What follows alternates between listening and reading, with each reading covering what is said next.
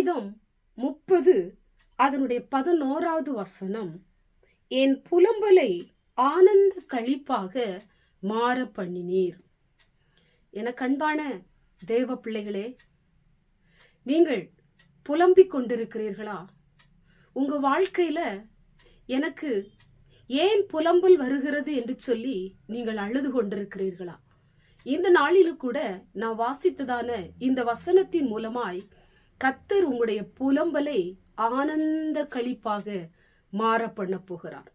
ஒருவேளை நீங்கள் துக்கத்தோட புலம்பிக் கொண்டிருக்கலாம், மன சஞ்சலத்தோடு கூட புலம்பிக் கொண்டிருக்கலாம், ஏதோ ஒரு பாரம் நிறைந்தவர்களாய், கவலை நிறைந்தவர்களாய், அங்கலாய்ப்போடு கூட புலம்பிக் கொண்டே இருக்கலாம்.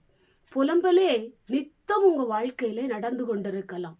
ஒரு சந்தோஷமின்றி, ஒரு சமாதானமின்றி, ஒரு மகிழ்ச்சியின்றி உங்க முகமே வாடி போய், உங்க இருதயமே சோர்ந்து போயிருக்கலாம்.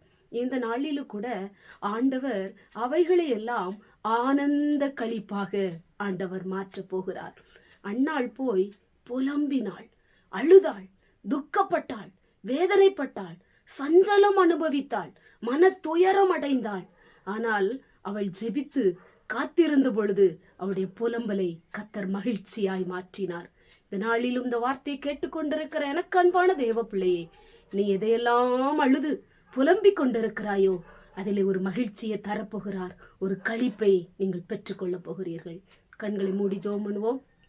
எங்கள் பரிசுத்தமுள்ள நல்ல பிதாவே, புலம்பலை ஆனந்த களிப்பாக நீர் மாற்றுகிற தெய்வம்.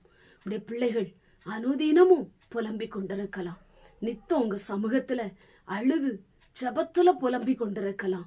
எதையெல்லாம் ஆண்டவரை நினைத்து புலம்பிக் கொண்டிருக்கிறார்களோ உடைய புலம்பலை மகிழ்ச்சியாய் மாற்றுங்கப்பா. ஆண்டவரே கர்த்தாவே, நீர்தான் புலம்பலை அறிகிற தேவன், அவருடைய புலம்பல்களை எல்லாம் பார்க்கிற தெய்வம். அவர்களுக்கு ஒரு மகிழ்ச்சி உண்டாகட்டும், ஒரு சந்தோஷம் உண்டாகட்டும், மனதுயரங்கள் மாறட்டும். இயேசுவின் மூலம் ஜெபிக்கிறோம் பிதாவே, ஆமென்.